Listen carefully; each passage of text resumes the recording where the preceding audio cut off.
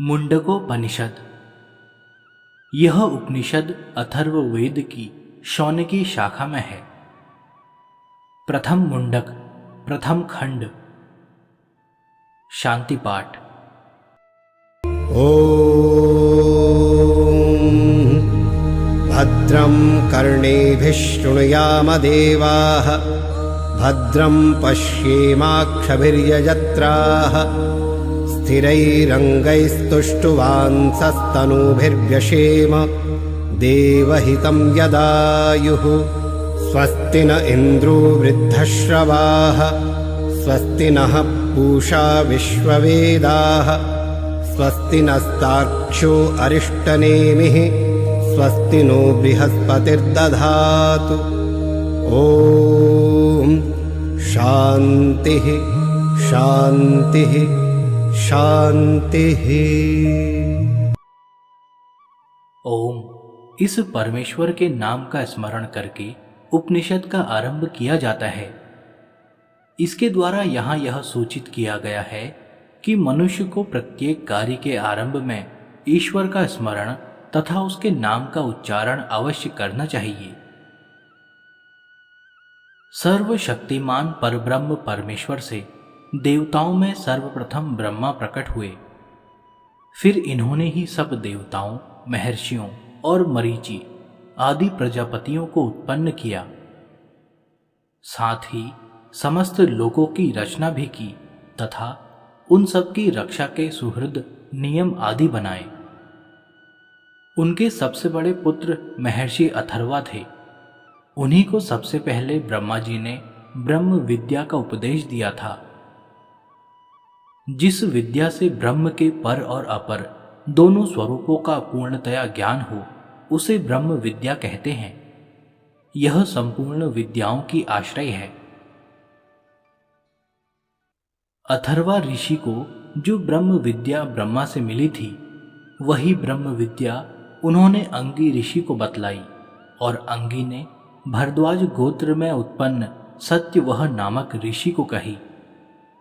भारद्वाज ऋषि ने परंपरा से चली आती हुई ब्रह्म के पर और अपर दोनों स्वरूपों का ज्ञान कराने वाली इस ब्रह्म विद्या का उपदेश अंगिरा नामक ऋषि को दिया।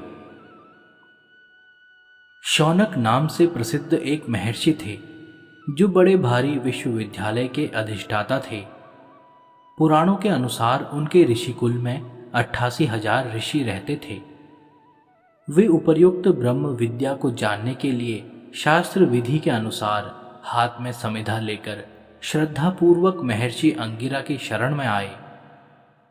उन्होंने अत्यंत विनयपूर्वक महर्षि से पूछा, भगवान, जिसको भलीभांति जान लेने पर यह जो कुछ देखने, सुनने और अनुमान करने में आता है सबका सब जान लिया जाता है, वह परम तत्व क्या है? कृपया बतलाइए कि उसे कैसे जाना जाए। इस प्रकार शौनक के पूछने पर महर्षि अंगिरा बोले, शौनक, ब्रह्म को जानने वाले महर्षियों का कहना है कि मनुष्य के लिए जानने योग्य दो विद्याएं हैं, एक तो परा और दूसरी अपरा।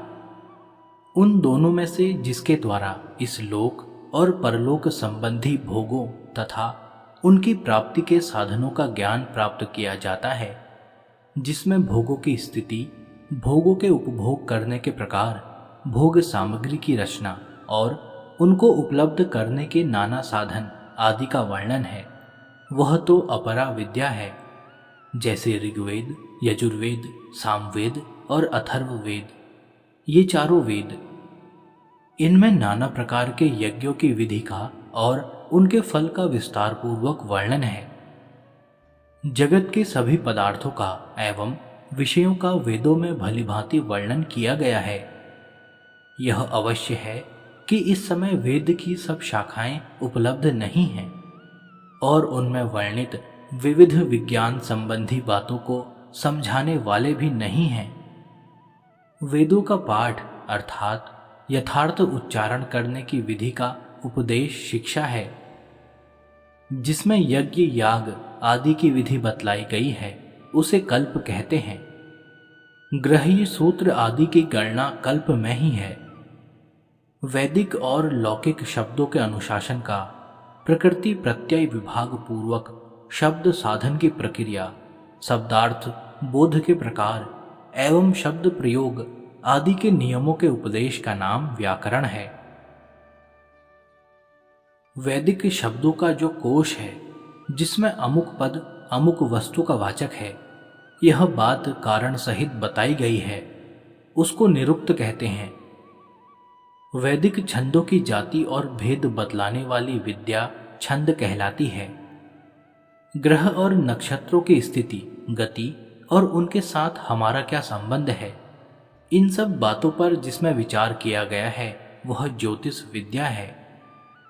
इस प्रकार 4 वेद और 6 वेदांग, इन 10 का नाम अपरा विद्या है।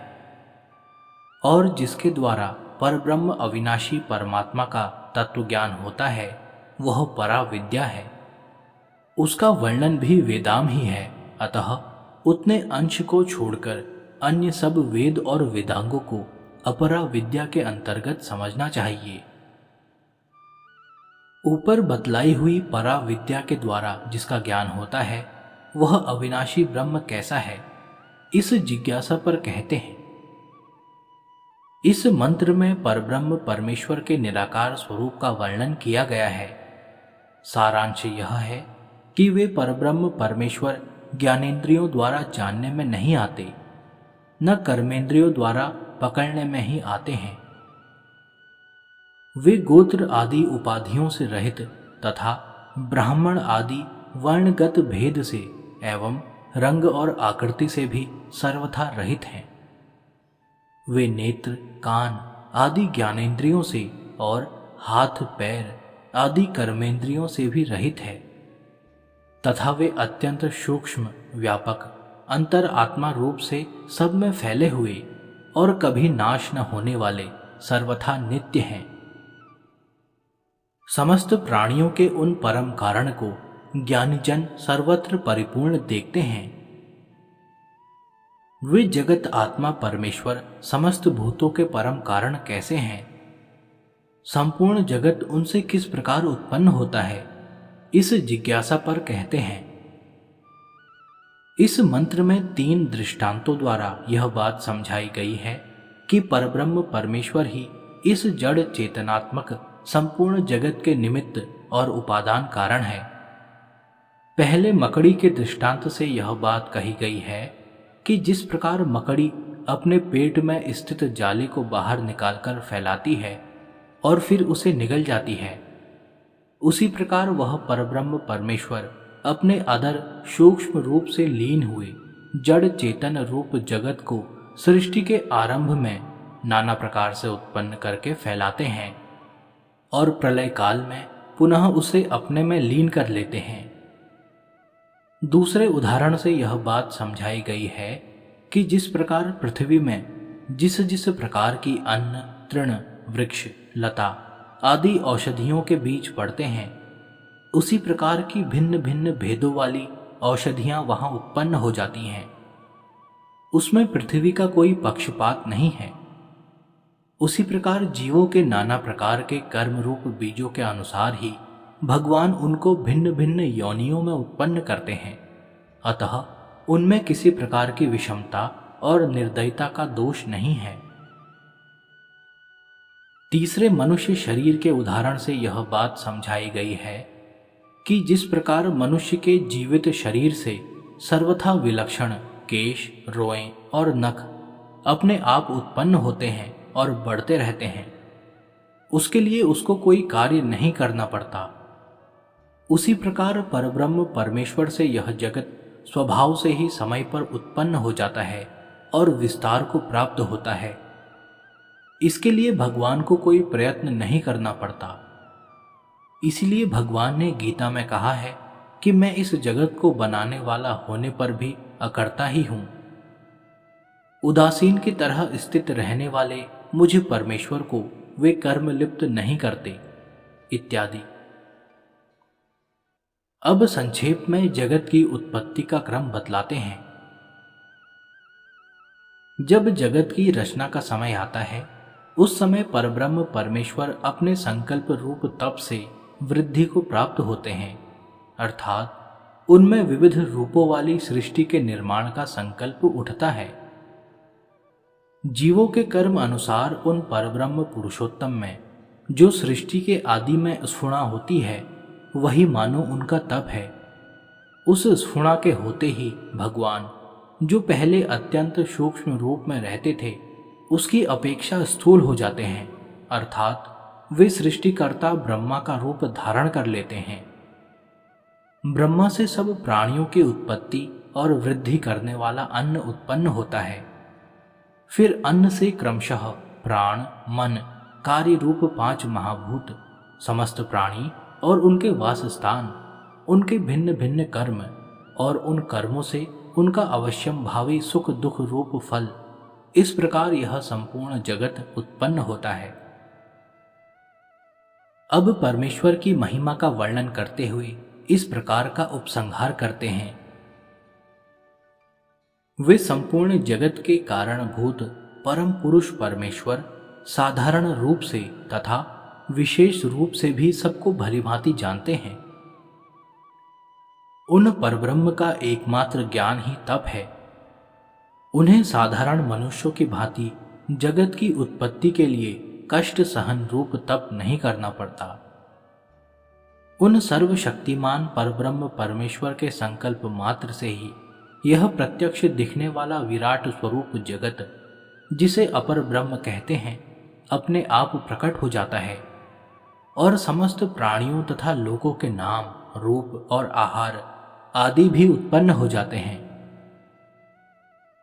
शौनक ऋषि ने यह पूछा था कि किसको जानने से यह सब कुछ जान लिया जाता है। इसके उत्तर में समस्त जगत के परम कारण परब्रह्म परमात्मा से जगत की उत्पत्ति बतलाकर संक्षेप में यह बात समझाई गई है कि उन सर्वशक्तिमान, सर्वज्ञ, सबके कर्ता धर्ता परमेश्वर को जान लेने पर यह सब कुछ ज्ञात हो जाता है।